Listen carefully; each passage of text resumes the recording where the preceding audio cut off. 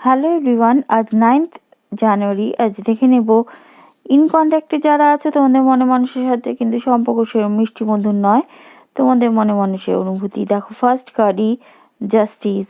তারা একটা fair decision তোমাদের প্রতি নিতে চাইবে আগামী 24 ঘন্টায়।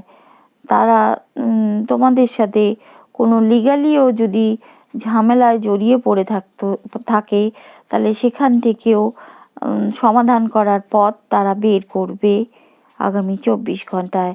দ্য হাই প্রিস্টেস, হ্যাঁ, তারা তোমাদের একটা বুদ্ধিমান বা বুদ্ধিমতী একটা মহিলা বা পুরুষ হিসাবে গণ্য করবে, বা তারা যে তাদের